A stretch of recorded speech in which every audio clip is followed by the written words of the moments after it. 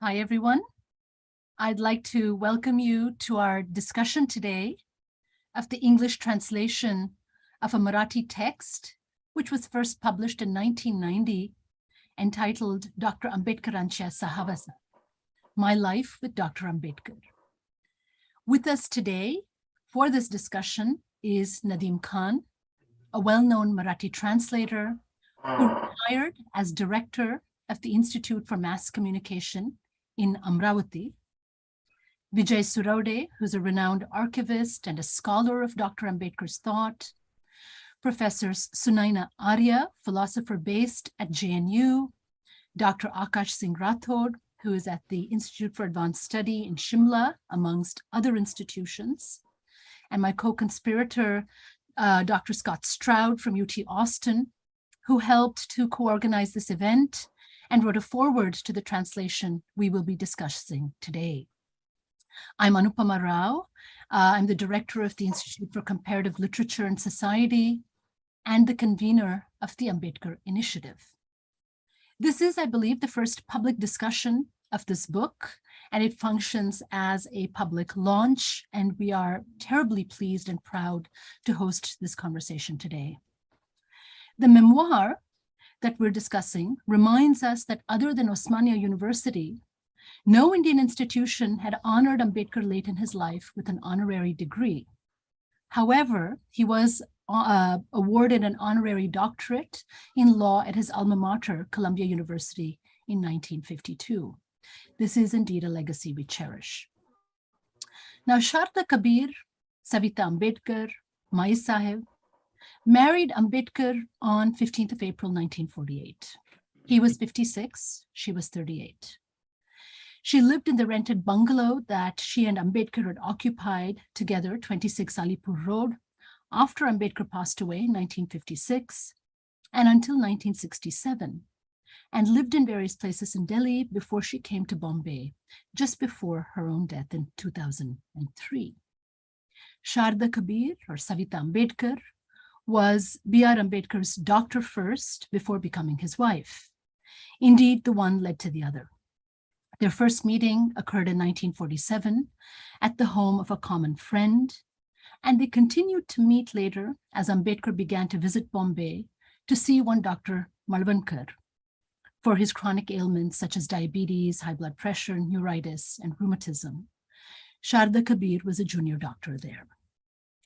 Now, Dr. Ambedkar and Sharda Kabir's relationship took shape through a series of letters between them, many of them running into tens of pages before they married. This text, the one that we're discussing today, is comprised of extended interviews with Sharda Kabir, Savita Ambedkar, primary documents, and supporting evidence, and it thus functions as a very particular kind of a memoir, with Vijay Surwade, who we are thrilled to have with us today, functioning as a scribe, the writing assistant to Sharda Kabir's speech. Nadeem Khan notes that the text has no chapters, but episodical units, marking the sittings of the narrator and the scribe. The narrative pieces and the props supporting them, photographs, letters, speeches, remembrances, Nadeem Khan writes, are so intricately intertwined that it became a game for me to guess what could have prompted what. Now, in Savita Ambedkar's account, Ambedkar's illness, loneliness, and solitude, and the trauma of social outcasting as an existential condition are presented as governing his interior life. She writes, there were millions, or she speaks and says and notes that there were millions who would offer their lives at one word from Dr. Saheb. But in his personal and domestic life, he was absolutely lonely. Ambedkar himself, in one of the letters, writes, marriage can be founded on love, which can be described in no other terms except the longing to belong. And this question of the longing to belong, the focus on the social, on sociability and sociality, and caste indeed as the kind of permanent exclusion from social life and social belonging, is what distinguishes in many ways Ambedkar's entire focus on thinking through caste and democracy. But of course, Ambedkar and Savita's marriage was also public. It was political. It was an intercaste marriage. She a Saraswat Brahmin. and it became the site of much speculation, rumor, and suspicion. The English translation of the text is framed around the relationship between Ambedkar and Savita, and the latter's awkward efforts to both speak her desire and to euphemize it as duty. Ambedkar also writes to his colleagues and fellow activists about deciding to marry so that he has a nurse for his worsening medical conditions. There are intimations of Sharda's fear about losing her independence, including a powerful anecdote where it is suggested that she rebuffs Ambedkar's gift of a chain with an anchor, a gold chain with an anchor, as an effort to tie her down and to claim or to mark her as his. We also, of course, get glimpses of their intimate life, of pleasure and companionship too.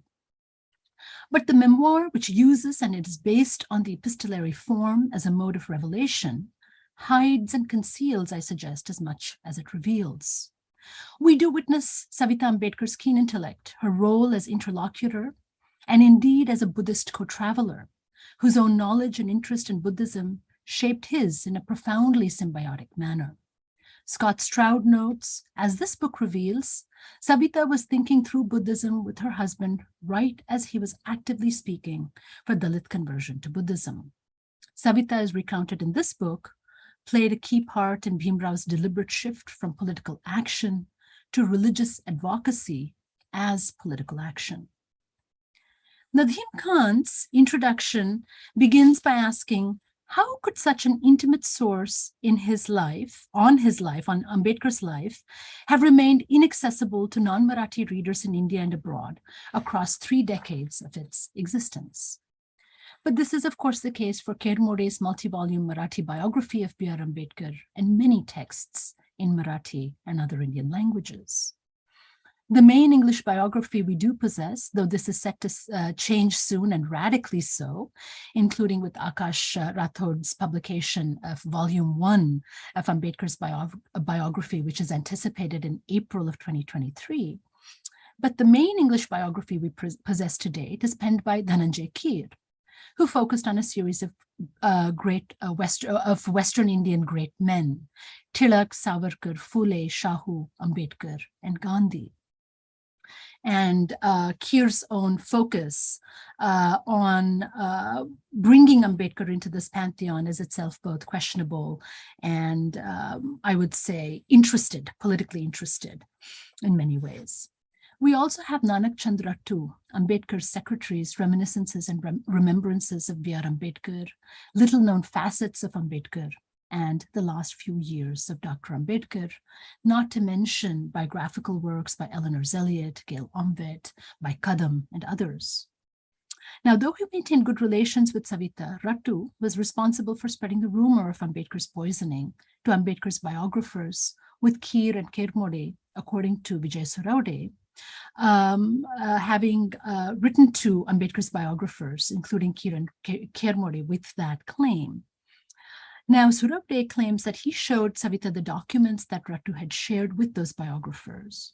And these details and more of l'affaire Rattu can be found in the epilogue, which Nadeem Khan has pieced together from Surwade's introduction to the 2nd and the 4th editions, not so much by way of noting this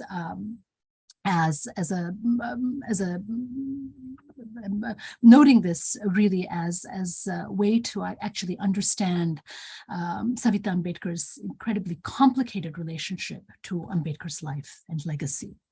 Right. Now, our own focus for our discussion today will be on the complex relationship between history and biography, questions about the politics of intimacy, about intercaste marriage and the interface between caste and gender and sexuality, as these issues might have framed the reception of the original Marathi text and ours today as well as the poetics and the ethics of translation, especially when it involves broader questions about Ambedkar's archive, as I've suggested here.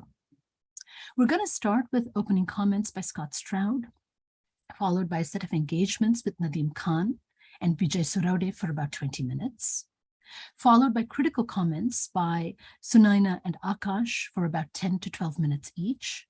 I'll then moderate a discussion with the audience, so it is a tight program, and we encourage you to drop your queries into the Q&A. I'll gather your comments and questions into groups of 3 or 4 where possible and submit them to our speakers as we come to the end of our conversation today. So again, welcome everybody. And it is a great pleasure to have all of you with us and to be present at this, I think, first public discussion of a book that is about to be released shortly. Thank you again. Scott, you want to start, please? Sure. Thank you, Professor Rao, for hosting this event in Columbia and all of its initiatives in terms of Ambedkar studies. And this panel is wonderful. This book was wonderful when Mr. Surwade wrote it down in Marathi, and it was wonderful when Nadeem Khan put it into beautiful English. And so I want to read a few words from my foreword to this book. And I hope everyone buys a copy of it. We will drop the link eventually in the chat. And it's going to be a very new look at some things we thought we know about Babasaheb. So again, let me read a little bit from the foreword. The fact that Bhimrao Ambedkar is absolutely singular as a thinker does not negate the claim that he did not stand alone. He could not have scaled the heights he reached without the assistance of others. Some of these supporting characters arrived through luck and fortune, like A. Kaluskar meeting a lonely young Bhim in his school days and then introducing him to Sayaji Rao Gaikwad, or the brash young student Bhim in New York stumbling somehow into John Dewey's classes as a respite from his heavy schedule of economics courses at Columbia University, therefore initiating his lifelong interest in pragmatist philosophy. There's also the incredible and often unnoticed role that Bhimrao's first wife, Ramabai, played in facilitating his extended journeys to the West for his education and in pushing forward his anti-caste activities back in India. So many individuals played such roles in Bhimrao's life and thought, and each deserves to be preserved and explored in the stories we tell about this wonderful anti-caste thinker. This volume that Nadeem Khan has translated, published by Penguin, tells the part of Babasaheb's story witnessed and affected by Bhimrao's devoted second wife, Savita Ambedkar.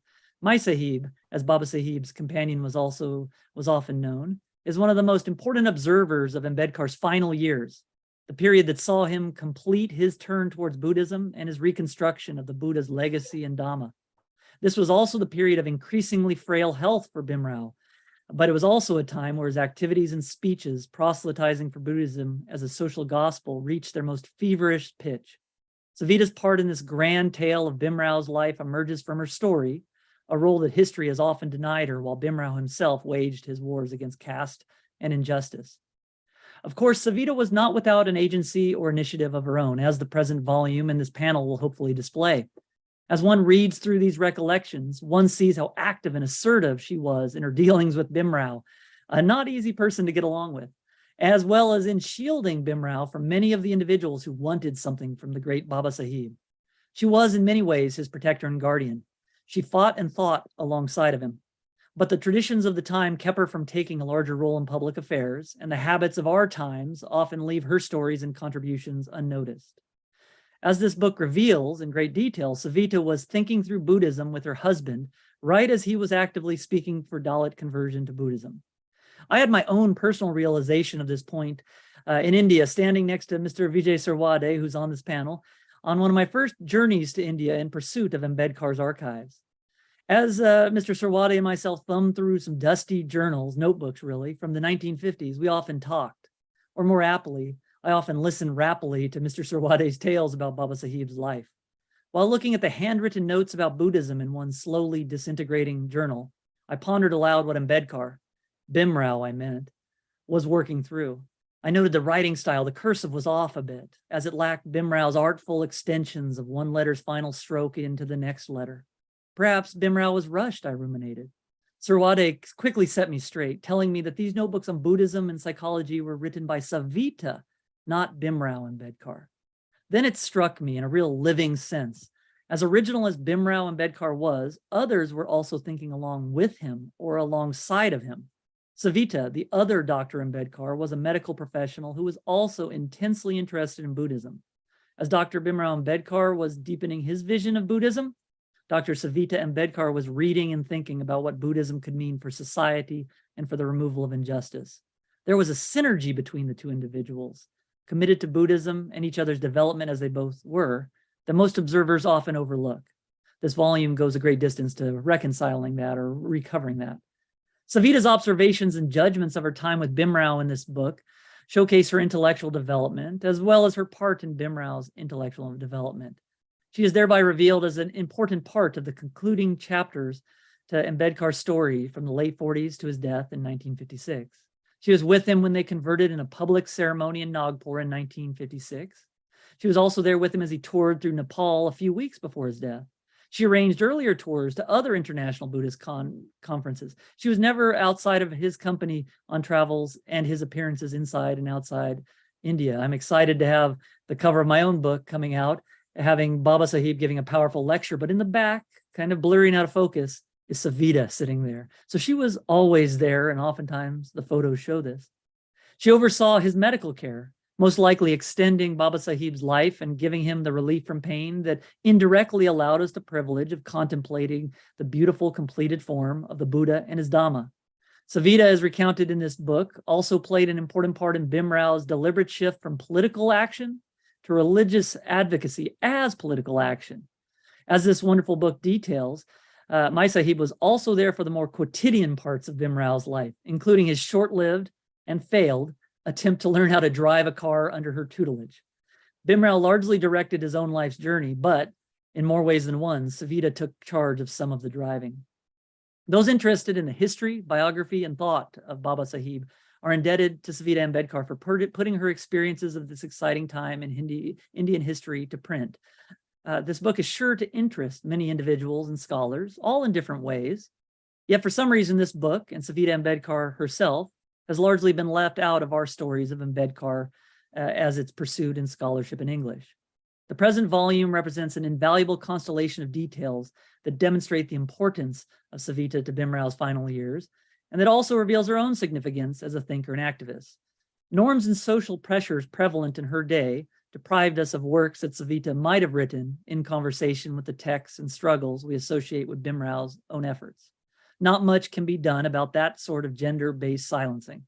But Khan, in collaboration with Mr. Surwade, has done the next best thing. In this volume, the two thinkers have made the ideas and ideals evident in Savita's experience and life more available to the world. And that, I submit to you, is a great gain. So today's panel will give you some tantalizing insights of the story in this book and behind the book, and I encourage you to go purchase a copy, as I will, and read through it with great care. So I believe now the schedule is for me to talk to the translator, the translator of the English version of this book, Professor Nadeem Khan, and I want to get some of his thoughts behind why he picked this book. So Professor Khan, if you can come off of mute, and maybe the first question a lot of people think of is, translation is an act of helping someone else's message get across. Why did you choose this book to translate? Scott, thank you for all the wonderful introduction you've given us. But the answer to your question is very, very obvious, that Marathi is a provincial language in India, and it's spoken by barely 8.5% of India's population. And the other thing to remember is that out of the 25 official languages, they are all mutually unintelligible, which would mean that more than 90% of India would not have access to this book. And Ambedkar is an icon who is esteemed all across the country. And other than India, we right now see that here we are celebrating the book in Colombia. There is an entire world out there that understands English and that is very, very keen to know more about Ambedkar. And the kind of light that this book throws upon Ambedkar has never happened in any of the earlier books. So therefore, the choice was quite clear. Yes, that's great. And I note for people out there, Professor Khan, you have not made it your life's mission to write every article on Babasaheb. So this is in some ways a change from previous work you've done, right? Absolutely. I mean, like a reasonably well-read person, I've always been interested in Dr. Ambedkar. I belong to a generation where the name resonated all along, but I have not been an Ambedkar scholar. I have been interested in the man like I have been interested in other leaders of the country, like Nehru, Gandhi. And so it was with Ambedkar. So he was an important person, but he was never ever the center of my studies and scholarship. He never was. Yes. Now, since you have, this experience of translating this from Marathi to English, you're seeing behind the curtain, as it were. Can you say anything about Savita Ambedkar's Marathi writing style, or what kind of person she emerges as through this memoir? See, the author, if you have read the preface of Savita Ambedkar, which I have translated into Marathi, there she makes a declaration straight away that this is not to be read as a literary work. She was not, she didn't fancy herself as a writer, but frankly speaking, in terms of sheer literature, this is not the book to read. It has to be read for many other things, which you are not going to find in any other book, the best of literature. So it happens that, as we have just seen, she was very cruelly vilified by her detractors.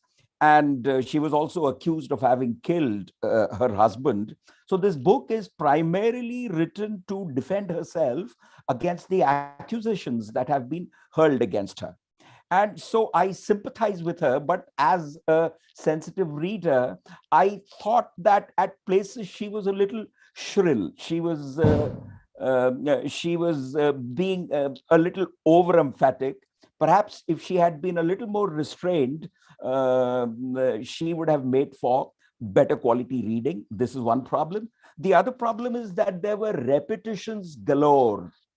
I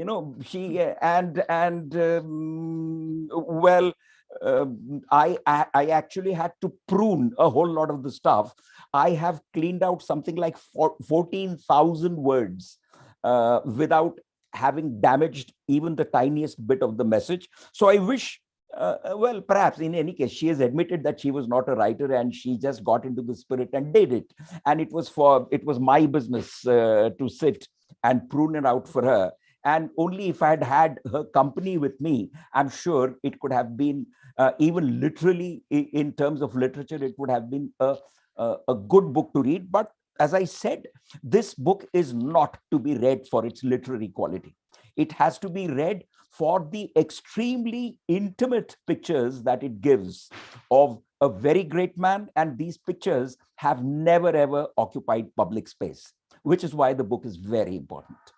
Yeah. And I mean, part of the excitement is she was there with Babasaheb when they were picking out clothes for the day. I mean, do you think this book really humanizes Babasaheb? Oh, hugely. I mean, if this is clearly the USP of the book, would you mind if I read a small excerpt? Yes, a small would be great. Yes. Yeah, because see, for one thing, what it brings out very strongly is the loneliness of the man.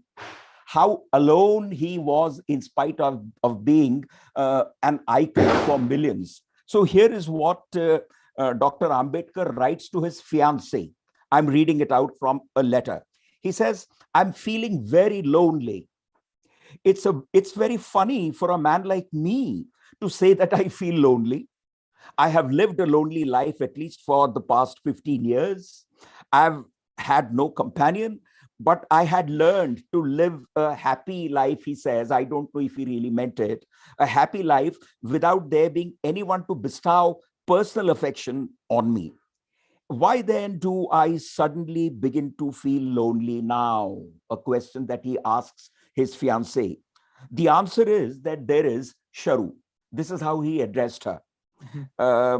So he says that when there was no Sharu, then I was alone and not lonely. Now there is Sharu and I am lonely because I am alone without her company. I wonder if you feel lonely just as I do at this end. I thought it was a very poignant piece. And there is another little piece that I'd really like to read out from his daily routine, which underlines the kind of deprivation that he had gone through when he was a child. In this book, Savita writes that she would even give him a bath and then dust talcum powder on him and then take him for his breakfast. And here now I'm reading from the book. He would then come to the dining table for his breakfast by about 8:30 or 9. You could call it an obsession, but it was his intense desire that I should prepare the breakfast items by myself and serve them to him hot and fresh. So I had arranged for a hot plate and all of those things to satisfy his desire. Let's move on.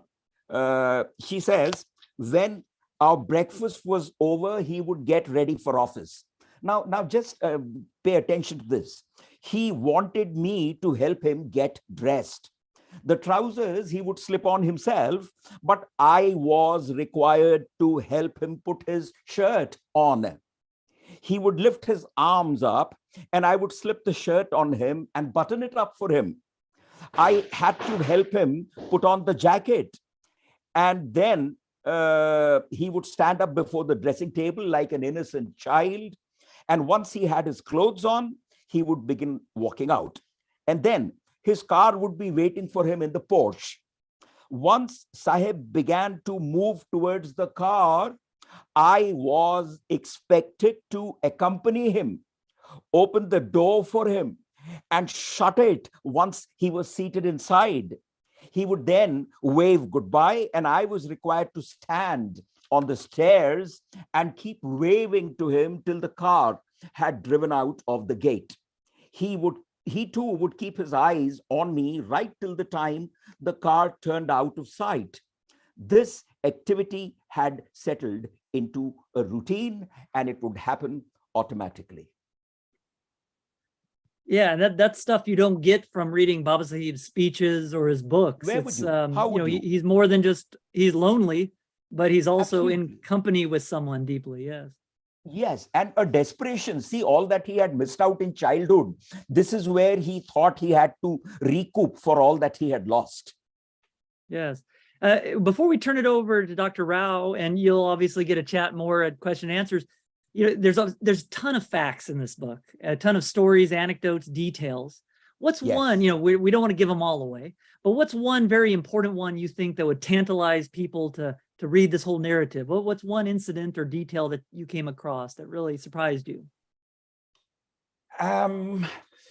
Really speaking, there were no surprises in the book, the way it has evolved. The surprising thing was for a person like Dr. Ambedkar to cross path with Sharda Kabir. That was the biggest surprise of all. And the rest of them, I thought, were of a piece. So there were no surprises as such. It was quite obvious that what did surprise me was that here is Ambedkar, who's seen as a man of steel, as a man who's impregnable, as a man who can make people eat out of his hands. And yet when you see from this perspective, you see a person who I would also call insecure, a person who was desperately hankering after somebody to even sit and talk with him sense, and that, I'm afraid, I don't think he had any intimate people. And this woman arriving in his life perhaps gave him a different kind of life altogether. Yes, it definitely paints a human picture of this great person, Yes. which I think doesn't detract from Babasaheb, it adds to him. In my case, and I'll move on, the thing I found most tantalizing, and like I said, there's many things. At one point in there, Savita Ambedkar says that Babasaheb and her were privately converted to Buddhism May 2nd, 1950. Yeah. And so the story we have of his Buddhism is always getting more and more Yes. complex, and this adds another Yes. wrinkle. There's the public Yes. Nagpur conversion, and then there's the private one before the World Fellowship of Buddhist Conference in Rangoon. I encourage people Absolutely. to look at this book and find all these details. Well, you'll have a chance to chat some more as the questions evolve. Dr. Rao, would you like to take it over and talk to Mr. Surwade? Sure. And this is a very nice, I think, segue into talking to Mr. Surwade. Mr. Surwade, I wanted to maybe use this as a chance to ask you to tell us a little bit about yourself and the way in which you became interested in collecting and archiving Ambedkar's life and works. And then we will come to talking about Savita Ambedkar and how you became involved in that Marathi text. But please speak a little bit about the work that you yourself have been involved in, how you got interested in Ambedkar, his life, his thought, and the kind of work you've been doing also in collecting, curating, and in many ways building the archive, an archive for Ambedkar's thought, which we've not been able to actually, for a very long time, have, state archives and so on really pay attention to. So a lot of the archiving has happened through private, individuals at enormous, personal labor and sacrifice. So please speak a little bit about that world of Ambedkar's and his thinking. ऐकायला येत नाही. You speak Marathi. Yes, I do. ऐकू येत नाही. He hasn't unmuted himself.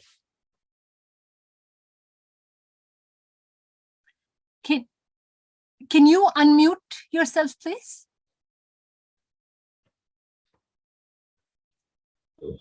Okay, now? Yes. Thank you. Yes. Thank you, Professor Rao. I had been heard about you very, very much. Your name is very known to me. By the way, my name is Surwade, not Surwade, Surwade, Vijay Surwade, Surwade. Okay. Hello. Yeah. Yes. Yes. I you are hearing. Okay. See, my curiosity about Dr. Ambedkar, I always had a special curiosity about and a sort of strong affinity towards the Babasaheb Ambedkar right from my childhood. Especially when I entered in the high school, I started collecting. In fact, I have got very fond of photography, and I am a good artist also. So out of that, I was just the personality of Dr. Ambedkar so much impressed me that I was always thinking how he must be walking, how he must be talking, how he will be, means how his personality was there. So that curiosity compelled me to collect the photographs of Dr. Ambedkar. I was very much eager to see his personality in various dresses, in various moods also. So when I was in high school, that time only I have started collecting. I was there in Bhusawal. It is a very small town, but that time I was not aware of the original photograph or the painting or anything. So whatever form I got the photograph, I used to collect it and paste in one notebook. So I have got it must be somewhere here. But when I came to Bombay in 1970 and got admitted in Siddhartha College in 1970, and that time I come to know because Dr. Ambedkar's field work was in Bombay only. So I started searching the people from pockets of the Ambedkarite people, that is Naigaon, Worli, Lower Parel. So I started meeting the people and searching the old photographs, old studios in Bombay. And if anybody says that he is having a photograph, so I used to go and connect. That time it was not so easy, and people were also not interested to share that. Many people will not even show. So I used to go again and again, all studios, people, and accordingly I started. Then I come to know the original photograph and the painting. So I started working that, and I was staying in the hostel, and my sahib was. In fact, she was out of Bombay because of that. Because these people, I would like to read out my preface little bit. So, as a result, it is from my preface of the 4th edition, which Professor Khan has translated. I would like to read out that. As a result of vicious propaganda that had been launched against her, Maisai was compelled to live a life of anonymity from 1956 to 1970. Though she had withdrawn from public life, she had continued to participate the best of her abilities in other activities said in the motion by Dr. Babasaheb Ambedkar and in religious activities too. She shifted in 1970 from Delhi to Mumbai. In this connection, I would like to see, because I also written another book, because this autobiography was published in 1990, and there were the basic aim was that to present her position, present her stand about Dr. Ambedkar and whatever she has contributed to his life. So that time many aspects were left like that. Many letters were not taken, my size letter. We have given only Babasaheb Ambedkar's letters. So, and she died on 29th May 2003. So I thought there are many things are left, and subsequently I got many sources, photographs, letters, etc., etc. So I thought that it should be presented because Mai was not there. Yes, she expired in 2003. Yes. So I thought to update that and also present the photographs or letters or the documents, whatever received by me after her demise and after publication of this first book in Marathi. Yes. So second edition was published in 1913. 2013. Second edition was published. Yes. So there also, so I added some annexures because she was not there, so I could not insert anything in her own statement or own autobiography. In fact, no, she was not ready to go for autobiography. In fact, Dhananjay Kir, to whom I was also assisting right from my childhood, even first I came to contact with her in 1971 when I was hardly 19 years old. Mm-hmm. So what happened? Mr. Bhaviskar was there, and he discovered my side. Then after trusting that he is very sincere and helpful, Mai started. He was staying in Dadar East, so he used to go to his house. She used to go to his house, and totally I was not aware of more things about myself, Ambedkar, because I was 18, 19 years old, and right from our beginning, childhood, people used to say she has killed, she has given poison to Dr. Ambedkar. In fact, I was also of that thought only, and I had a little bit hatred, you can say, no, not exactly hatred, but not liking. I was not liking like that. So once, coincidentally, I went to Bhaviskar because also he also had a habit, hobby of collecting photographs, but he had very few photographs of the Veer Photo Studio. So I used to give him negatives also and print also. Whatever I got anything photograph, we used to share. I used to share to him. So coincidentally, one day I met her in Bhaviskar's house. So I was not much interested about her. I come to know that she is my side. Yeah. But, can I jump in maybe and ask you, because you have you've spoken about the fact that there was a real interest for you in thinking about Ambedkar visually. Yes. So the photographic representations of Ambedkar, but and also letters and so on. And then there is the engagement with the Mai Sahib. Can you speak a little bit more broadly about your interest in Ambedkar and his archive? And then clearly, you developed a kind of particular focus on wanting to tell Mai Sahib's life, to rectify, in a sense, the kind of, public harm that had been done to her. But what is the kind of, you along with many others, Ramesh Shinde and various others, have been public, private collectors, of Ambedkar's archive. Can you speak a little bit about that? Is that because the government was not interested? Tell us a little bit about, Vasant Moon taking on the Ambedkar's writings and speeches. Give us a little bit of a sense of what kind of knowledge existed about Ambedkar? Now we're in a very different situation. Yes. What kind of knowledge about Ambedkar existed? And then clearly Mai Sahib's life itself casts a great deal of light, as Scott was speaking with Professor Khan, as Scott was saying, it throws a great deal of light on the later life of Ambedkar. But what is the Ambedkar archive? What does it look like? Can you tell us a bit about it? Yes. See, as you said, that Ramesh Shinde, he's having the vast collection of books, and particularly first editions of Jyotiba Phule, Prabodhankar Thackeray, K.C. Thackeray, and Dr. Babasaheb Ambedkar. He has got a first edition of all the books, first edition. And as far as photographs are concerned, he has very less collection he has got of the photographs. But as far as books are concerned, and even Dr. Babasaheb Ambedkar's life is concerned, he is very much conversant with that. I also came in contact with him, and I also share whatever he want, and he also shares with me. So archives became because subsequently when the eagerness increased, I started photograph. Then I interested in letters.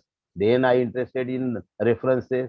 So I have got all the because Dhananjay Kir used to tell me, because I assisted him right from my student age till his death. I was assisting him. So many things I learned from the Dhananjay Kir. And he told me that you should not only read Ambedkar, you should read all the leaders of that time, their views about Dr. Ambedkar and Dr. Ambedkar's views about them. So I started accordingly. So I got a very large collection of Nehru, Gandhi, Vallabhbhai Patel, then Rajendra Prasad. So accordingly, I started collecting letters also from the various volumes and series. So as on today, because I have traveled all over the India, as well as I have gone abroad also. Yeah, my son is there in US. So, and in Colombia also I visited 4 times. So that search, even Dr. Engade, he also allowed me to go to Harvard University. I could see some references there also. So accordingly, I am doing this about say more than 45 plus years, and I have got a personal largest collection, I can say, of the photographs, letters, and references also. So this archive is this personal level. As far as government is concerned, government is not serious about the museum, and as such, there is no archives, Dr. Babasaheb Ambedkar archive in India or abroad anywhere. So for some people, personal Murthy has a collection, has a microfilm collection, right? Yeah. Yes, that no, I come to that. See that collection is given by Dr. Dhananjay Kir.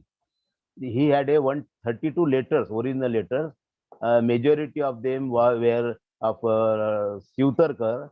Some of them were Dattoba. Some of them were Donde, like that. So he had a 132 letters, and he donated that. What happened that time? He became very sick. So he told me that time he thought that if he dies, then that there will be nobody will be used those letters. So he invited Dhansham Talvatkar, and I got that Xerox copy of that agreement between them. So Dhananjay Kir gave the 132 letters, and whatever Trimurti you are seeing that is a microfilming of those letters, 132 letters. And apart from that, because I have seen Trimurti also collection. I'd been there before my album is released in 2007 by then the Prime Minister Dr. Manmohan Singh. So that time also I visited. And I have visited all the archives in Baroda. Even Baroda documents, I have find out first time. Nobody had gone there, and first time I got, and I have given the 6 documents of Baroda in my album. You can see that. And I'm going to write a book on Dr. on Baroda also. The name is, I was writing like Baroda State and Dr. Ambedkar, but Dr. Yadi Phadke suggested me, you write Dr. Ambedkar in Baroda. So half I have completed, because Babasaheb left New York in June, 11th June. That date also I got 11th June 1916. He left New York, and he reached on 19th June to Liverpool. So that also book I am preparing. Yes. It is up to Colombia. I have completed that. Now London. Then he came back. Then again he went to London for DSc, MSc and DSc, and Bar at Law. And then last I will be ending at the end. That is the letter written by Dr. Ambedkar to son of Sayajirao Gaikwad in 1950, stating that Sayajirao has done so many things. He is a great, but the material is not available as it was required to be available. So he said to Maharaja that I am interested in writing his biography. If you permit me, your personal library, one steno, one typist. So I'll be writing the biography of Sayajirao Gaikwad. Yes. So I'll be Yeah. ending that book on that. Oh, lovely. So just to kind of, we have some limited time and we have to move on. Yeah. So I think Okay. given You can go. given this very long, given this long interaction and engagement of yours with so many aspects of Dr. Ambedkar's life. Yeah. Coming, and maybe finally just ending with the Mai Sahib book and the text, the Marathi text. Okay. You played a significant role. In fact, you are the one who Yes. enabled that book to be put Yes. together. She speaks to you, you are taking notes, you Yes. put together associated material. Yes. Now you've spoken about the fact that, you wanted to rectify the way that the public had understood her. Yes. Are there other aspects, this was a complicated marriage, it's across, it's an intercaste marriage. She herself was clearly an intellectual and, as we've heard, deeply involved in learning and had a great deal of knowledge about Buddhism. So the same question I think that we asked Dr. Khan, what are one or two aspects of Mai Sahib's life that to you seem most interesting or important that people know about?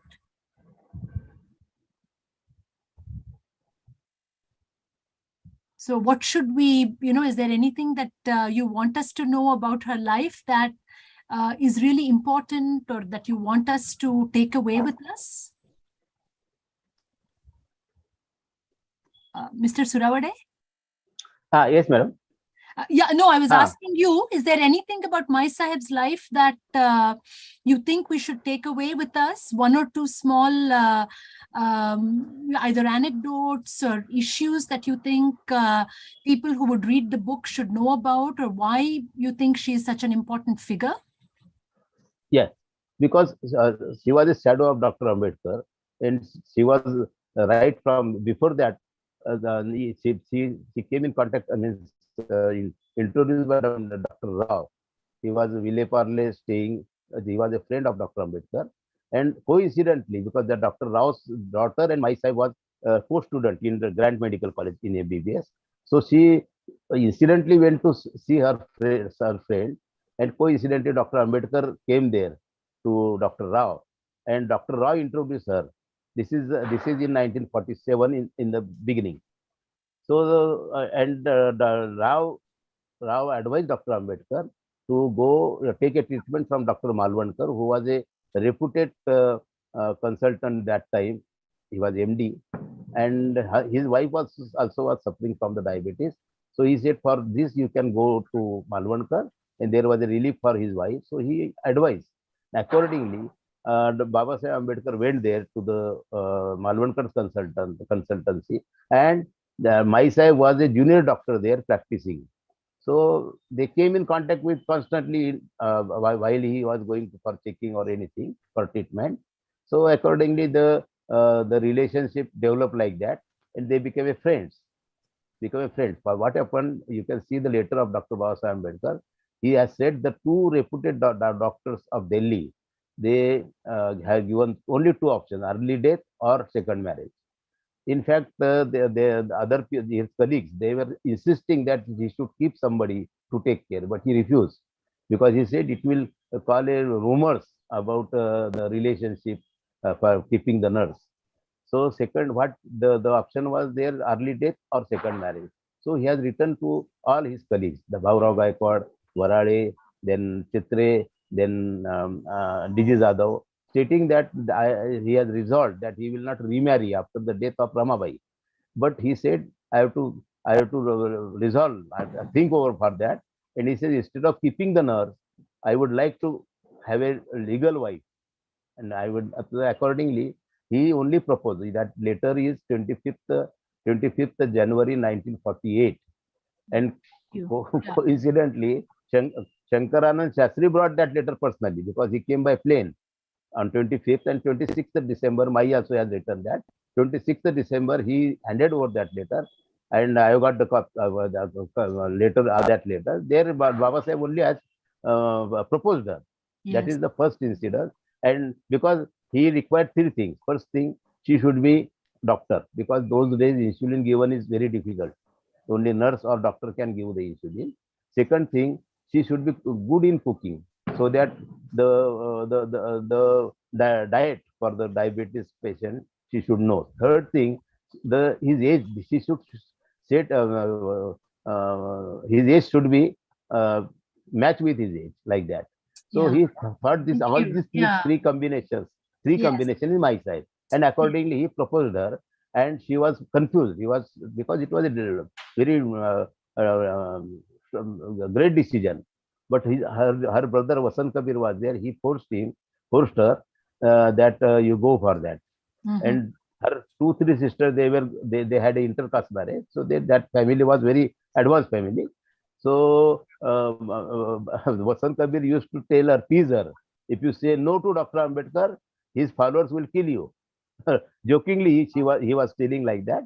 But Maisai made up his mind, and she said, she has seen in her autobiography also, that see, I am a doctor, and my doctor in me was awakened, and he thought, this man is doing very, very great work to the nation, and he needs help, he needs treatment, so I must help him. So the doctor in her awakened, and she decided to marry her, and that was a very historical decision, because being from a Brahmin class. Yes, no, and so can we maybe use this as a chance to move on to Dr. Arya, who I think will speak a little bit about some of the questions that you have opened up for us, the historic occasion of the marriage, other issues that come up through that, and so on. And then we can come back and take questions for you and everybody else. Thank you. Thank you, Professor. I'm going to ask Dr. Arya to join us and speak to us with some critical comments about the text. She's going to speak for about 10 to 12 minutes. So Sunaina, please join us, and thank you for being with us. Jai Bhim, everyone. Jai Bhim. This is an honor for me to be a part of this panel, and to be, to have this opportunity to talk about Dr. Ambedkar from his wife's, autobiography.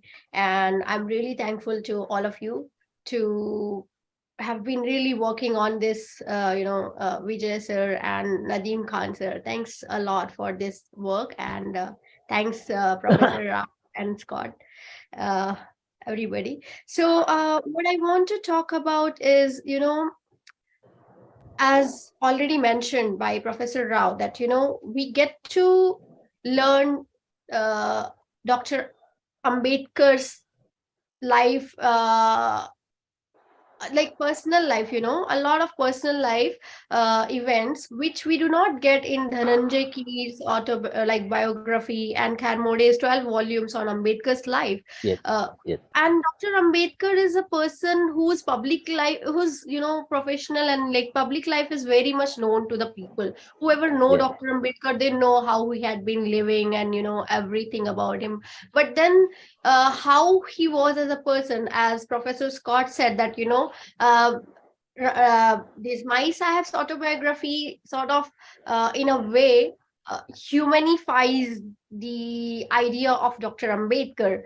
So that is really important, and I'm really glad, and I am very hopeful that, a lot of people must be interested and are going to read this book to understand more about Dr. Ambedkar. And I want to talk about two things here. One is, I want to underline that Dr. Ambedkar, as he had been advocating for women's rights, and, how he always encouraged that the relationship of a husband and a wife should be of best friends.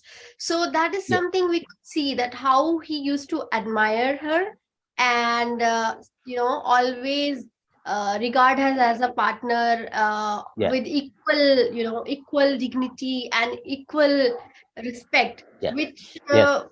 for that time, for any man, to be able to treat their wives like that was very difficult, because the kind of patriarchal system people had been living. So it was very radical of Ambedkar to not just propose the ideas but also practice their preaching.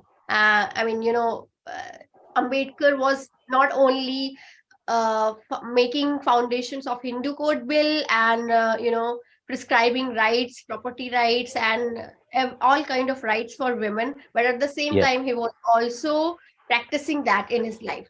So Yeah. that is what I want to underline, and then I want to focus on one thing, that everybody who reads Ambedkar, they know that how Ambedkar had been struggling, and all his life he had to face a lot of discrimination and contempt, degradation all through his life. While we can see from this autobiography that Mai Sahib appeared as some relief, some support for him to continue his work, as he always prioritized his work over his health. We all know about that. So I Yeah. want to say that one thing which I really liked, which intrigued me in this memoir of Mai Sahib, is that the main cause of Dr. Ambedkar's ill health. So starting Yes. from the 1922, as she mentions, that he had been complaining about his health in all the Yes. letters she had put in the book. Yes. Yes. And Yes. then she is saying that very consciously, as an educated, well educated, conscious woman, she is also writing that how years of slavery and the religion had shut the doors of education for untouchables, so called untouchables. And that is also how Ambedkar's desire and ambition to gain knowledge, to build knowledge, to learn, and the curiosity, excuse me, and the intellectual rigor, all of that caused him a lot of suffering. So I was looking for what actually is the reason, where she mentions, she mentions at one place that why he had been having these health issues. So there she talks that Yes. untouchability had very deep impact on his mind from Yes. earliest childhood. So Yes. we can see that how one's mental health and physical health uh, can be deteriorated by how external world treats you, and that is also causing the shortage of your lifespan. So she says, she mentions that in 1896, at the age of 5, as a 5-year-old child, he lost his Mother. mother. Mother. Yeah, and Bhima Bai. yeah, and then he had so many incidents where, like, every step, it's like almost on everyday basis. Like, you can even say, if he's going to some office in the morning, he has to face discrimination. If he's going to college in the afternoon and at noon, he's going to face discrimination. Outcasted everywhere, degraded everywhere, disrespected, humiliated everywhere. So on everyday basis, he was suffering this evil of untouchability. And that is how she describes Discrimination. all the incidents, Mysore Yes. incidents, Baroda incidents, and like how then again he lost his father in 1913, and then Yes. Sindham college incident, Bombay High Court, Mahad Road, like on Mahad Road, how just because he was coming from a community which was regarded untouchable, he had to Yes. go hungry for 2 straight days because nobody was offering him food. just because he was untouchable. So these are very basic, minute points, which I think is crucial for people who are working on Ambedkar to see that how untouchability as a core, is the main reason for Dr. Ambedkar's suffering and the shortage Yeah. of his lifespan. Uh, Yeah. and like that, and also you see that his leg got fractured because he was Yeah. thrown out of a Tonga. And then, like how in future also again he's having issues of health, and then he's having issues inside like eyes. So just imagine how if we get hurt in our eye for one day, it is difficult to manage our life, everyday life. And if we get hurt in our leg, it is very difficult. And then this person is suffering all of this. Like, I'm not saying that eye was because of somebody did something to him or like hit him in the eye, but as a consequence of not being able to provide proper nutrition, time, and attention to your health, while mentally always exhausted. Like, there was this time when for 15 days when he was drafting the constitution, he had he writes in the letter that he had not had a wink of sleep for last 15 days, and each night had been a nightmare for him. So that is how he was very committed to the work. But at the same time, why did he have to suffer so much? Why the overall responsibility of eradicating untouchability falls on to an untouchable person, so-called untouchable person? So I think these are some of the things which we have to think about. And while I'm speaking about health, I'd also like to say that how women's health, which I could observe, that how women's health was also not so good. Like, even though Dr. Sharda Kabir, uh, what her name was before she married Dr. Ambedkar, that even her health had been very bad since the beginning. Even though her father was a superintendent in pharmacy section of health department at Mumbai province, and she had the privilege, although she had the privilege to practice with one of the senior renowned physiotherapists, Dr. Malvankar. And then her socialization was was also very different, if we have to say that, talk about two wives of Dr. Ambedkar. So like, her family had close and intimate relationship with somebody like Dr. Malvankar. Sorry. And then also, like, she was befriended with Dr. Rao's daughter.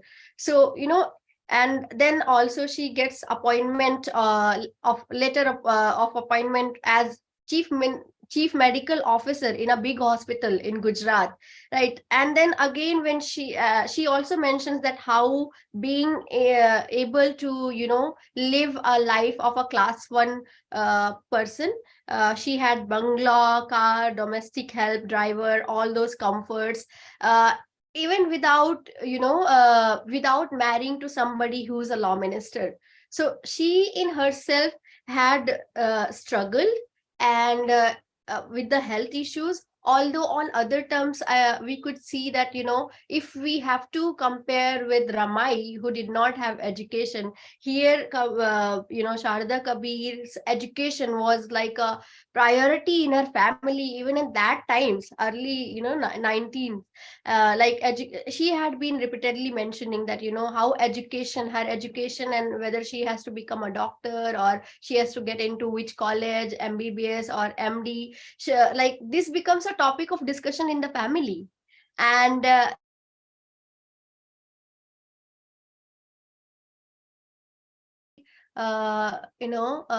imaginable in who are coming from say a rural background, or whose family parents are not educated. So these but still she had the health issue, which I observed that this is something, I think, like, being a doctor, as she is able to connect with Dr. Ambedkar's suffering also because she had been suffering. And so I want to just stop with this thought that uh, Dr. Ambedkar's suffering and his living as a Dalit person, as a so-called untouchable person, his experiences and his own observation and learning about women in the society, and his close, intimate relationship with the women, and like the idea of sharing a woman's lived experience, which is very in patriarchal society. Still in North India, we can see that husband and wives talk to each other like they are part of a some kind of institution, that is family, right? But they do not really share about their struggles, their aspirations, their dreams, because there is some distance. So I would like to underline that, Dr. Ambedkar dared to cross that border and put himself in a vulnerable situation where he's also sharing his own feelings and sufferings, and he's also accepting and learning about the other person who defying the great divide of man being here and woman being here, right? So, and then also some of the things which I think for the readers and people who are working on Ambedkar studies to think about, which we can get from this book, is like how he had also been repeatedly talking about the policies or the kind of India he imagines with his partner. Like I'd like to quote from page 120, and he says, for making our politics successful, our community should get positions of authority, that is sensitive positions under control. So I'd like to say, like, as untouchability being the major problem and major issue for his ill health, and then again, still today, how there are less researches done on the health and the caste in today's context, and how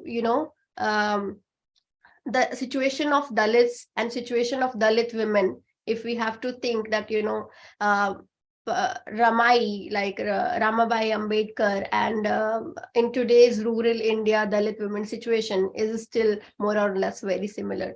So I'd like to say thanks again, everybody, and this is very interesting book. Everybody should read it, whoever is interested in Dr. Ambedkar's life. It is very crucial to understand how a person lives their life, and then talks about talks about the society from their lived experience. So I think that is one of the very important aspect of this book, that we can get some of the humanization of Dr. Ambedkar, their lived experience, their sharing, the caring, the love, affection, everything of a great, great leader. Thank you.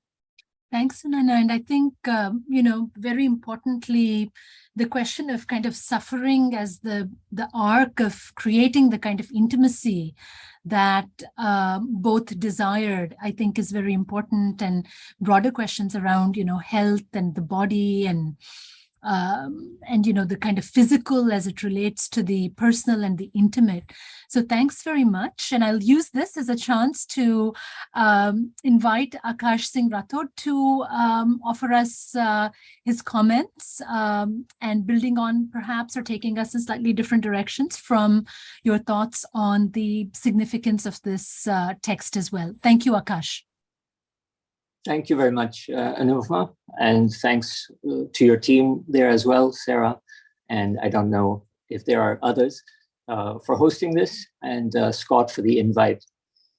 I'm going to speak about some aspects of biography, hagiography, and scatography in Savita Ambedkar's memoir. Starting off with biography, I want to read a passage from Shashi Tharoor's new biography of Dr. Ambedkar. It's called Ambedkar Alive. It just came out. It begins like this. The biography of a man who is principally noted for his words rather than his actions inevitably suffers from a deficiency of incidents and a surplus of ideas. What's consequential is the weight of his writings, speeches, and interventions in the public debates of his time. In opting to reflect this, I acknowledge that this makes for a curiously bloodless tale. As Sunaina had mentioned, bloodless biographies of Dr. Ambedkar have predominated, going back to the 1950s with Keir's quite lifeless life of Ambedkar, and up to all the Anglophone biographies of the last 20 years, including Eleanor Elliott and Gail Lomben, Christophe Chaffelot, and others.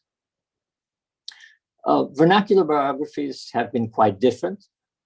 Kermodi's earlier volumes especially were full of life. S.R. Kharat's two books from the late 1970s and 1980s were quite intimate portraits.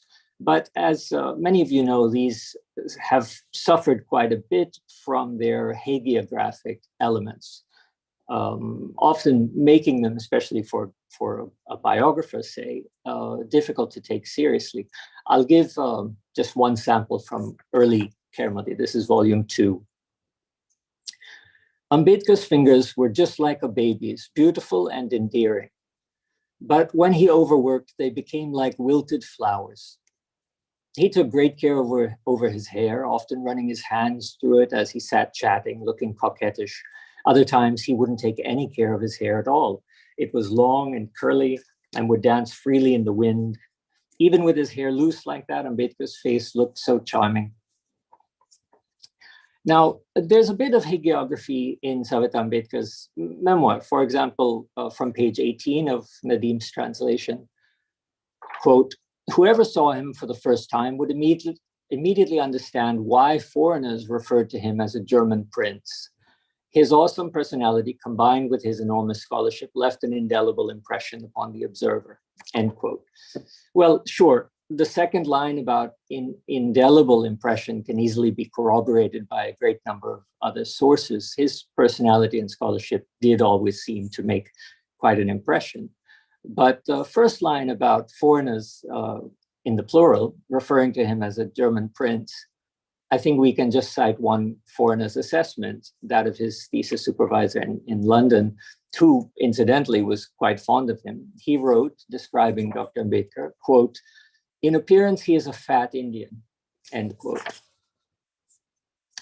It's not the hagiography that is pronounced in Savita Ambedkar's book. It is, in a way, the total opposite, the scatography. Here's from page 123 of Nadeem's edition. And if you don't know what scatography is, you're about to learn. Dr. Saheb had off and on been suffering from loose motions from very early days. I've given excerpts of his letters in which he makes mention of this condition. Another such memory is from Aurangabad. As we were stepping out of the lift, the putrid smell of feces struck me. When I looked down, I saw his trousers and even his shoes stained with stool.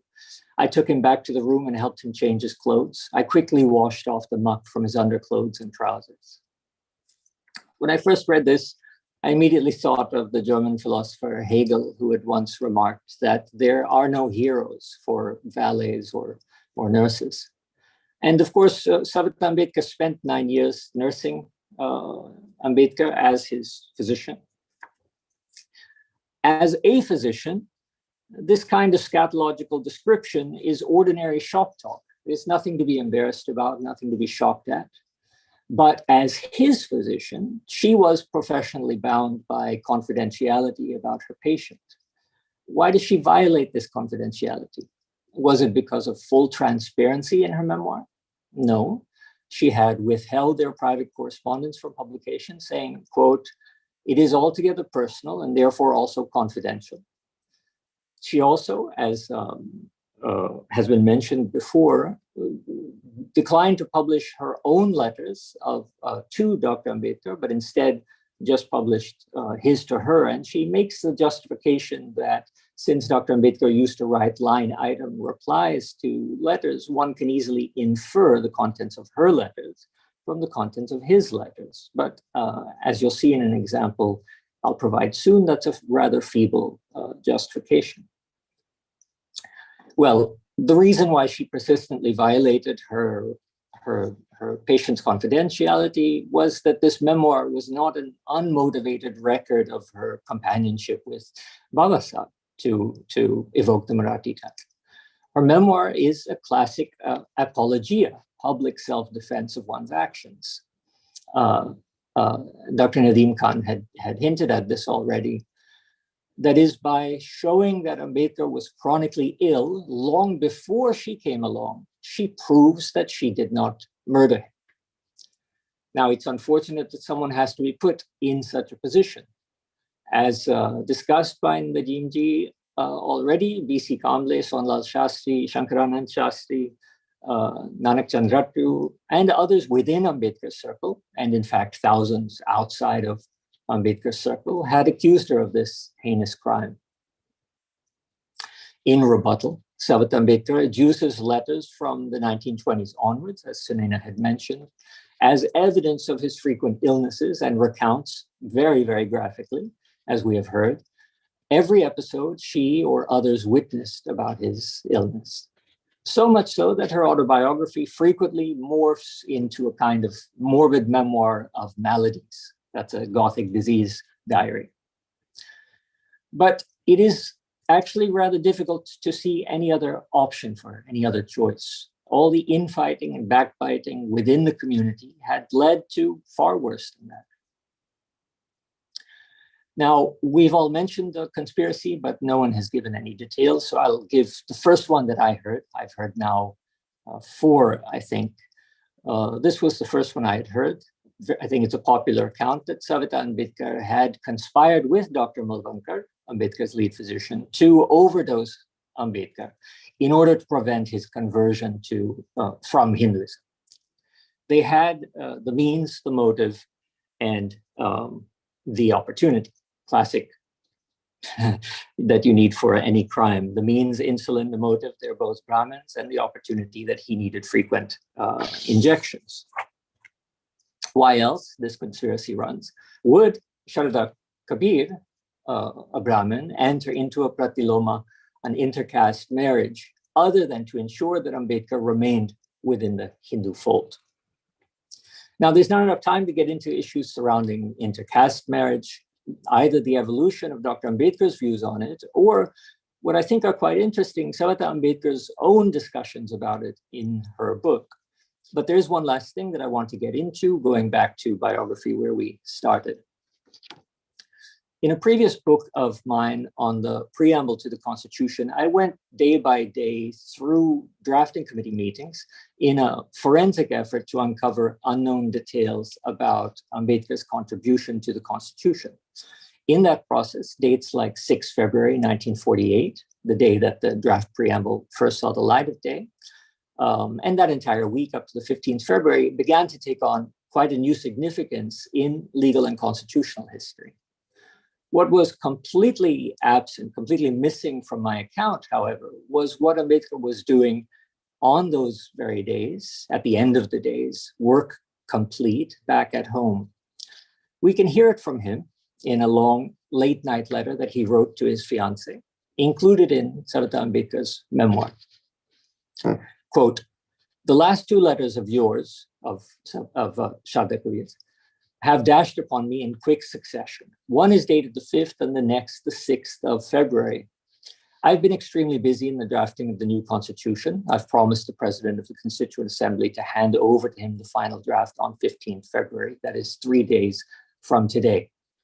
And as Dr.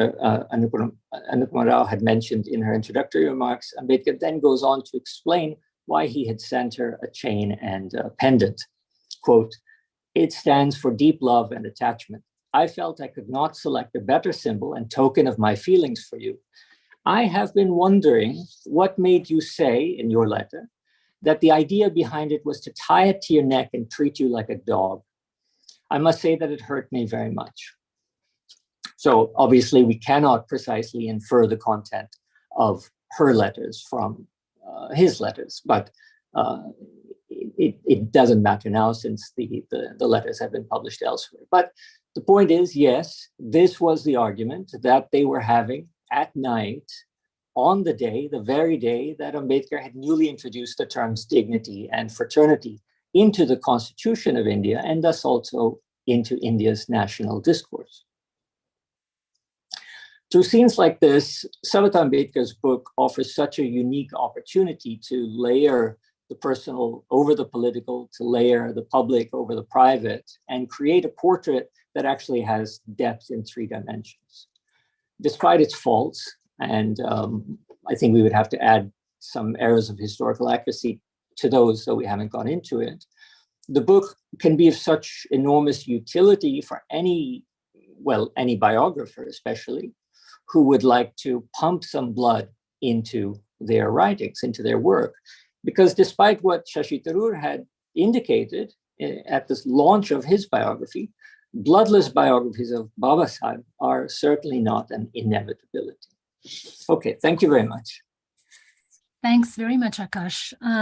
That's fabulous. And it also answers one of the first questions in the chat, which is whether there is how the book clarifies allegations against Savita. And I think it does much more than that, as you suggest. And the kind of dialectic between the reveal and the conceal, as you note, and the extent to which each of them euphemizes, I think, both their desire and euphemizes it as different forms of duty is incredibly interesting in the memoir.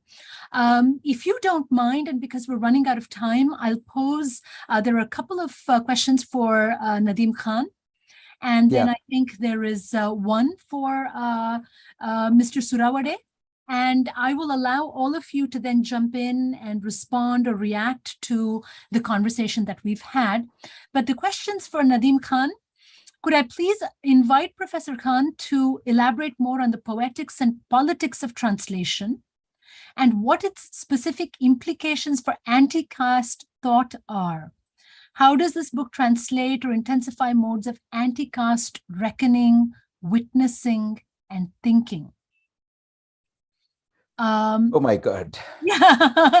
In fact, I think I would like to open this up to others as well. I'd love to ask, both Aakash and Sunaina and Scott if they wanted to take a quick shot at this as well, if they wish to, but that is indeed a very big question. Yeah, Dr. Rao, for one, it is not one question. It seems to be about 20 questions rolled into one. That's one.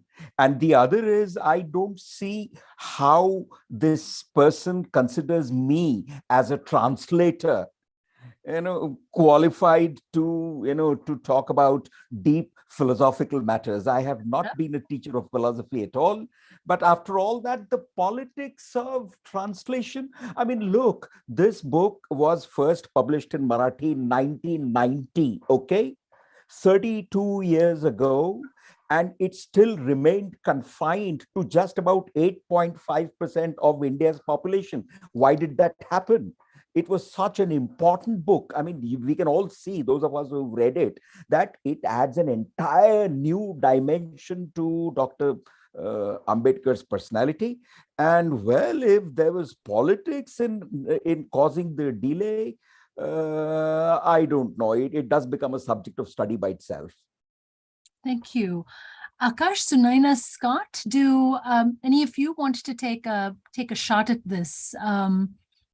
I've got something short and then I have to run, unfortunately. But one thing that struck me about this book was Savita saying that after the defeat of the Hindu Code Bill, so that's right around 1951, she was an integral part, maybe not the only cause, but integral part to convincing Babasaheb that social religious activism, so religious advocacy was political activity. And I think that is a phenomenal shift. Part of me wonders, would we have gotten the Buddha and his Dhamma, or Ambedkar as a figure of conversion if he had succeeded at the Hindu Code Bill and stayed in politics, gotten reelected, etc. So in some ways, the tragedy of his political life opened up this avenue for political activity that wasn't just about the halls of government.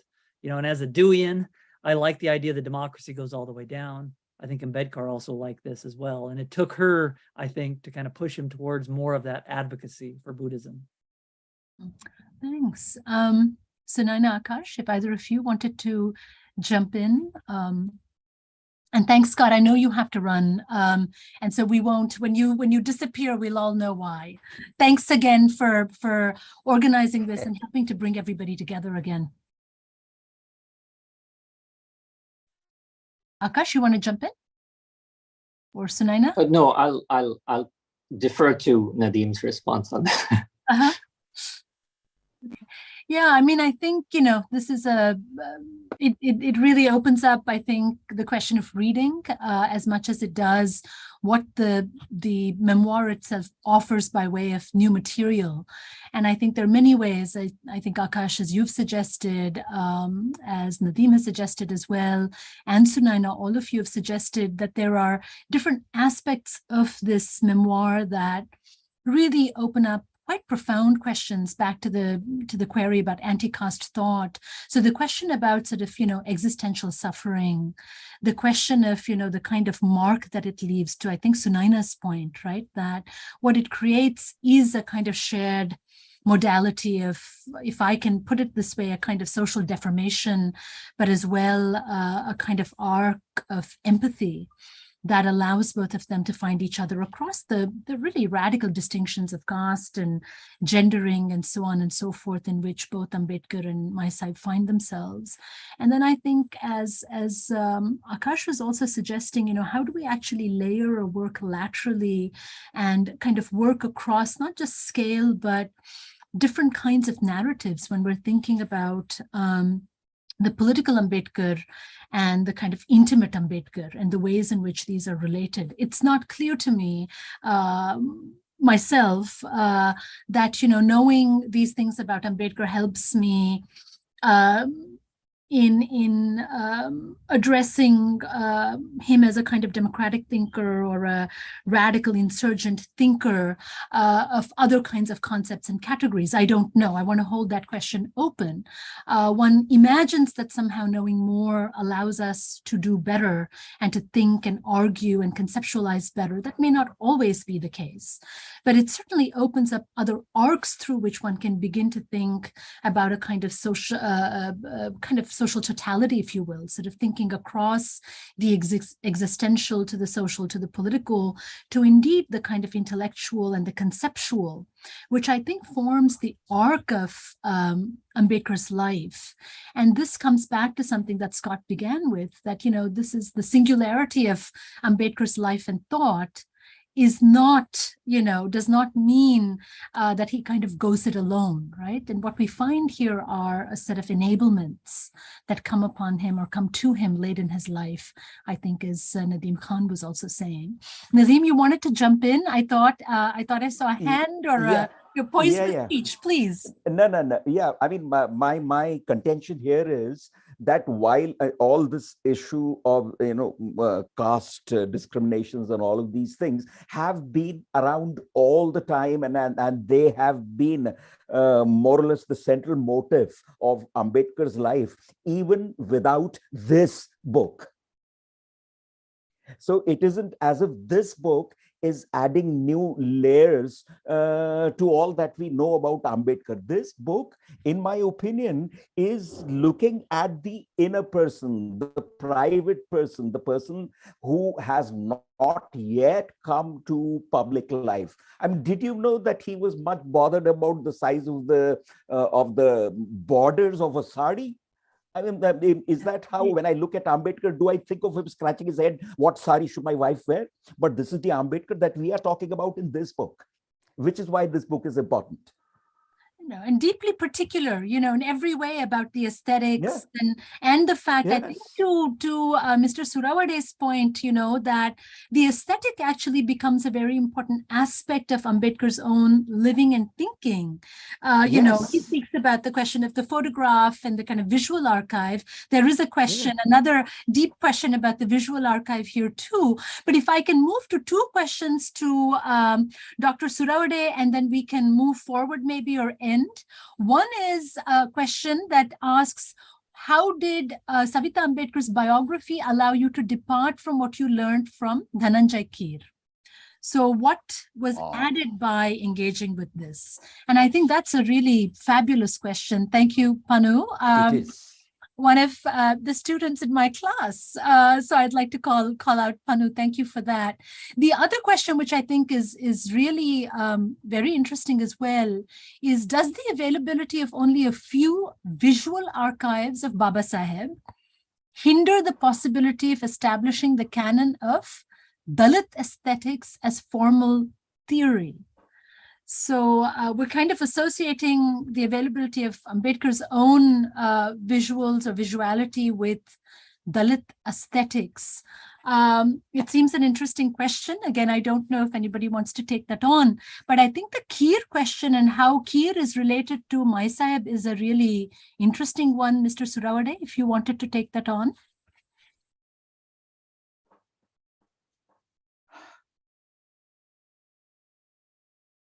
Can you unmute yourself, please? Okay. Hello. When in fact, Kir himself was wanted to write about Bhai Sahib, because he used to tell me, because they rely, means Karimode and Kir also, whatever Rattu gave the memoirs to them, they totally rely upon that, and accordingly they wrote like that. But subsequently, Dhananjay Kir came across the preface of Buddha and his Dhamma, and he used to say this, there is injustice with this woman, and he was interested to write on Mai Sahib, and he was knowing that I am assisting Mai Sahib, so he requested me to take the appointment of Mai Sahib, and he's going to write the book on Mai Sahib Ambedkar, that injustice has been done to her. But what happened when Kir wrote this? Kir met Babasaheb in 1954 in Bombay, when he was at in the hotel. After that, there was no, and Mai Sahib, after death of Dr. Ambedkar, Mai Sahib settled staying in Delhi. She was totally known whether she where she is staying, whether she is alive or not. So Kir also didn't know anything about Mai Sahib also those days. So he wanted to write on Mai Sahib, stating that there is an injustice with this woman. So I asked Mai Sahib once, Kir is interested. She became annoyed. She said, "Why you are asking him? He wrote me like this, whatever, and it is included in the more confusion in the people and more suspense are in the people. So don't talk about Kir. I will not give him interview." So I told again and again, I was reminding her that that is necessary. But ultimately I will be, because she used to come and stay with me at my residence. We used to go to Symbiosis continuously. So while traveling, after seeing her mood, I used to tell her that Kir is established biographer of Babasaheb. If he write about you, then your position will be clear. The doubts of the people will be clear, and it will help to your image. She became ready to do that, but afterwards Kir was seriously ill, and he died also. So after that, she realized that I also told that Bhai Sahib used to have them, because if I remind her, so she scolded me. You don't advocate Kir. He wrote anything, whatever he wanted, but without me, I was alive, so he should have asked me. He should have met me, and then he should write. But Kir was ready, but my Sahib was not ready. Then subsequently, I convinced her that is important. That if he writes, it will help to clear your position in the society. She agreed, but subsequently Kir fell ill and he died. Then she was feeling that she should have given the appointment to the Kir. Then I said, because the autobiography of Kir also written by me under his guidance, Krutadnyami Krutarthami, that is written by me. So I was knowing that. And one day what happened, I was sitting inside doing his work, filing everything. So she called me outside in the hall, said, "Vijay, see," in Marathi she said, "see the pearls, the chain of pearls." And she was holding the letters in her hand. When I came out, I realized that she said like this. She said, "See the chain of this Motyanja Mala." In Marathi, she said, "Vijay, see, Motyanja Mala." When I came out and saw, that was a big bunch of letters of Dr. B. Immediately I could make out because of handwriting. So she said, "See, Motyanja Mala pa." So I saw. Then after that, I thought this must come out. It is a great treasure. the personal letters of Dr. Ambedkar. So I insisted her that she should write. In the beginning, she refused, but ultimately I could succeed to convince her that your position should come before the public, and your contribution to the Dr. Ambedkar's life. Accordingly, she became ready, because and after seeing the letters, I was very much curious and very much after her that those letters should come out. That was a very great treasure. So then she became ready. I said she was knowing that his autobiography is done by me, written by me, with sitting with the Kir only. So she agreed for that. And accordingly, I prepared a list of questions, many questions. And whenever she was used to come to my house, we were going to symbiosis. Then I used to go at least within a week, 2-3 times I used to. At a time, I was attending Kir and myself also, at a time. So one day, 2 days, I will go to Kir, 2 or 3 days, I will go to myself. So accordingly, this is I think this is very important actually, to see that there's both a kind of link and a connection, but that this is also something distinctive that you then took on, again, as you were saying, to kind of rectify, in some sense, the public record. Sunaina and Aakash, I wanted to ask if either of you wanted to respond to any of these questions or comments, or you wanted to say anything on your own. We should be wrapping up probably. So this is really by way of doing a round robin. I could start with Aakash, then go to Sunaina, and then to Nadeem Khan, and then thank you all. And we will disband for the day. Thank you very much, Anupama.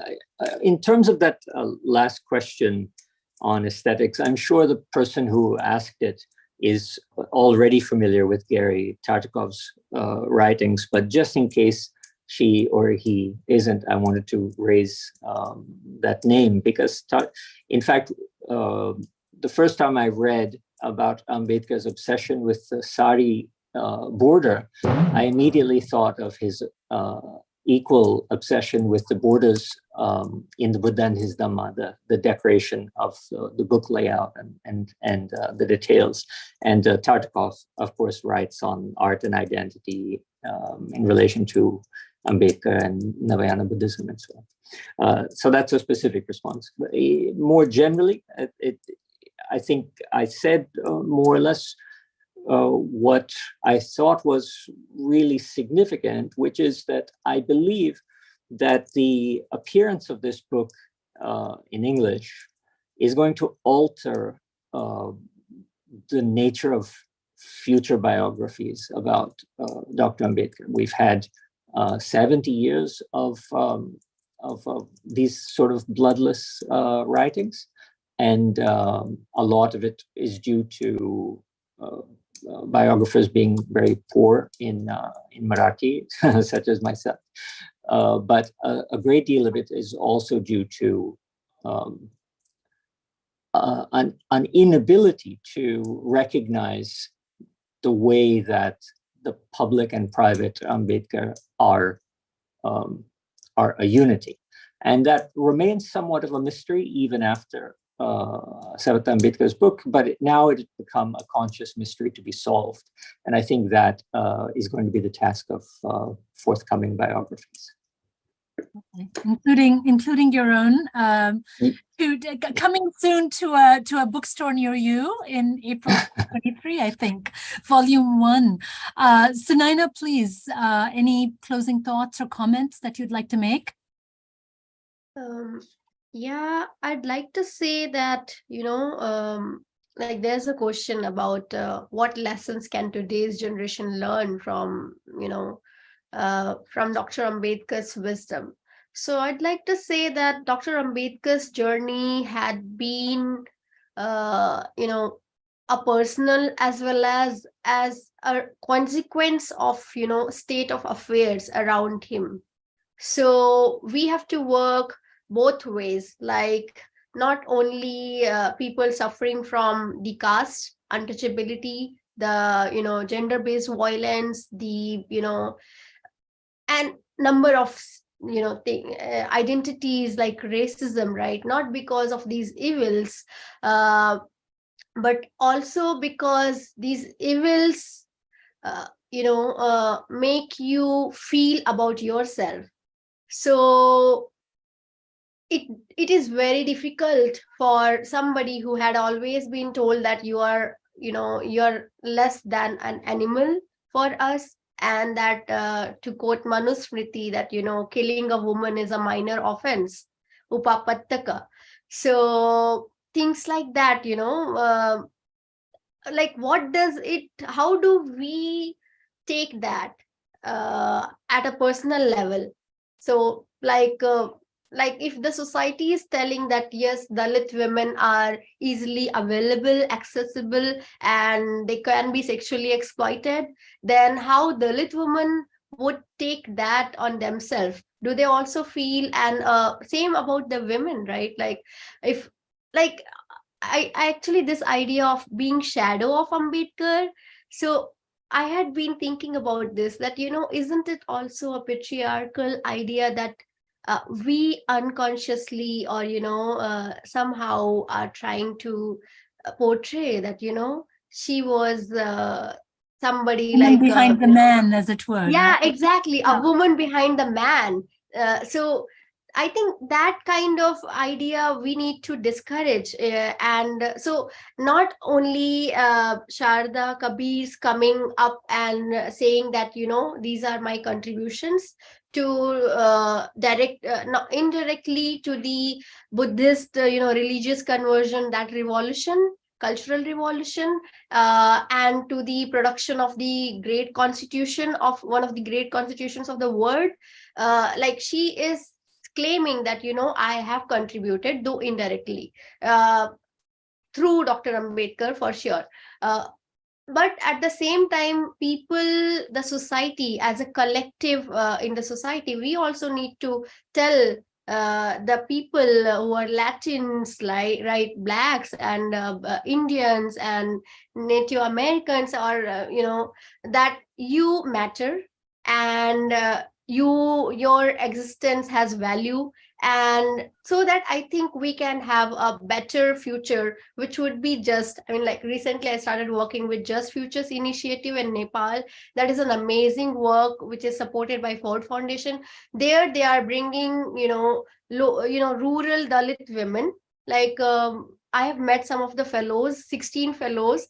They are in their 20s, early 20s. Most of them are married and they even have kids. So that they are working at the very grassroots level to train them and to help them, facilitate them to raise their voice and speak their minds.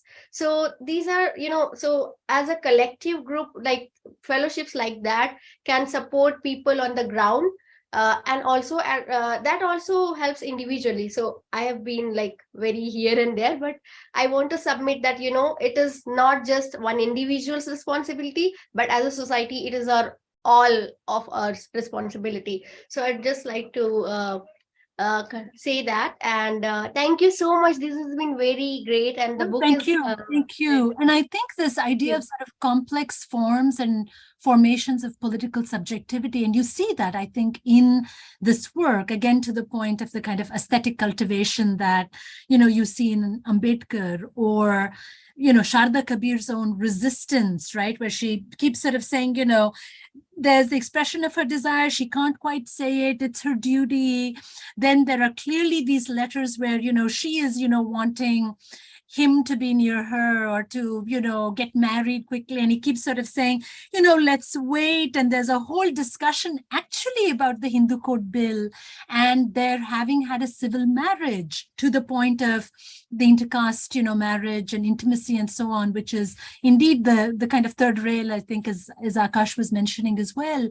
So I think these really complex formations of public, private intimacy, but also of political subjectivity, is really what this text makes available to us. And indeed, it poses, I think, the broader question of reading in many ways that Aakash, I think, is drawing our attention to. Nadeem Khan, would you like to say anything as the translator of this text and of making this available to us? First of all, thank you, but final words.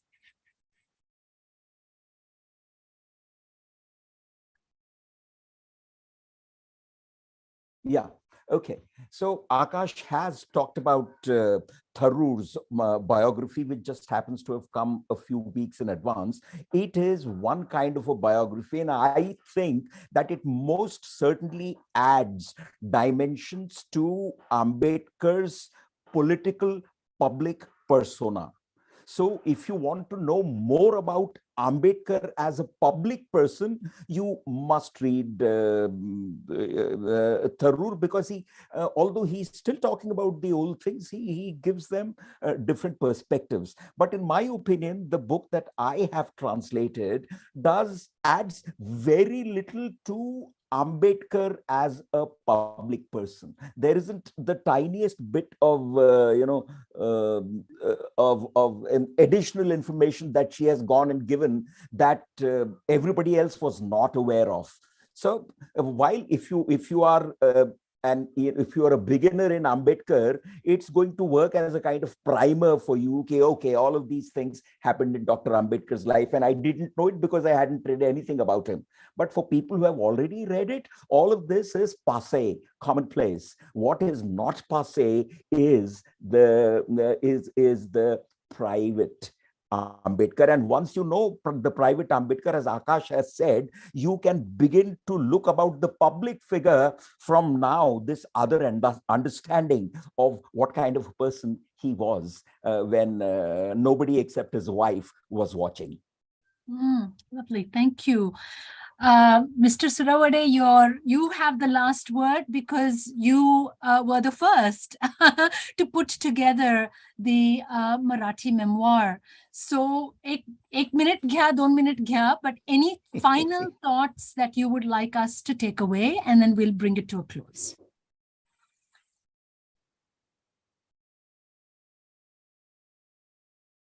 We can't hear you.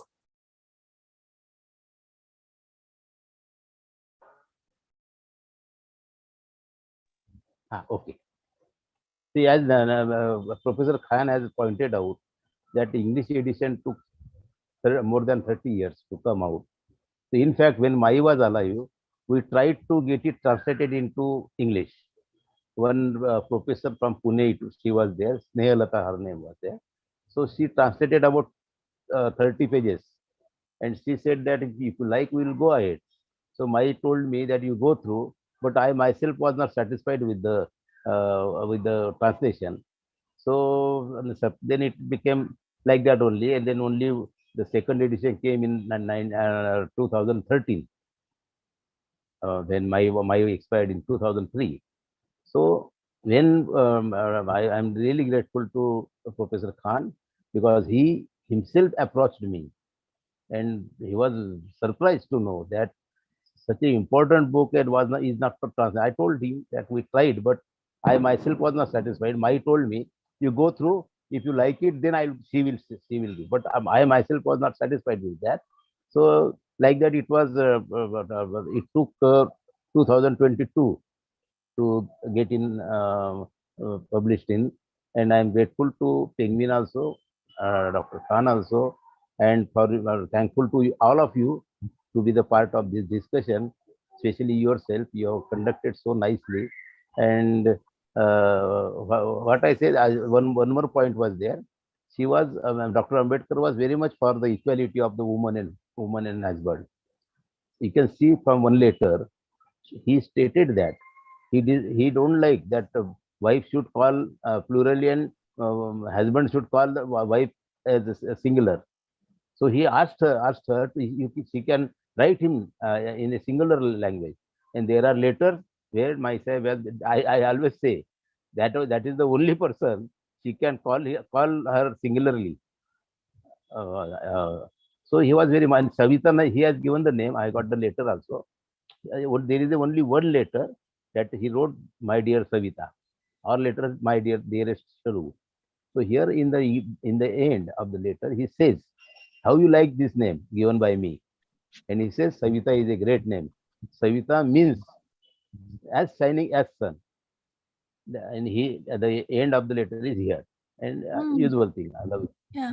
So, and very much, he was for equality of the woman. This is one thing. Second thing, if we go through the Dr. Ambedkar's all conferences, you will see that there was a women's conference always with the each conference of the Social Federation. So he was very much for this. And he was telling that I did not do anything for my. He says Hindu code will is there for you. He was saying like that. And secondly, not only she embraced Buddhism on 2nd May 1950, but she helped Dr. Ambedkar for writing, in writing also. So I have seen the Pali grammar. The only first 2 lines were written by Dr. Ambedkar in his handwriting, and entire Pali dictionary is written in the hand of Babasaheb has written that. I have seen that personally.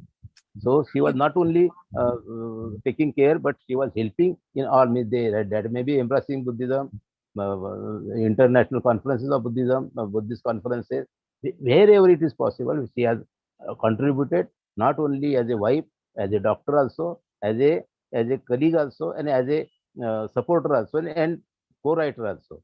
I got one small diary where Babasaheb has written Jatak Katha, and that has been corrected by Dr. Ambedkar. So the kind of intellectual relationship between the both of them. And I think this very beautiful line that's translated, in one of the letters by Ambedkar, I read that, and maybe we can end with that. Marriage can be founded on love, which can be described in no other terms except the longing to belong. Yes.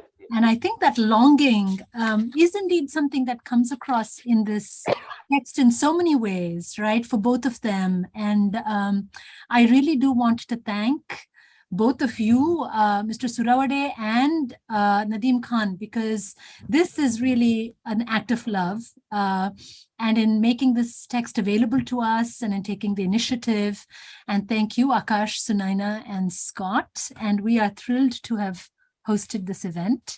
And thank you all for joining with us and staying about 25 minutes beyond our stated end. Thanks, everybody, and be well. Bye-bye. Thank you. Thank Thanks you. all.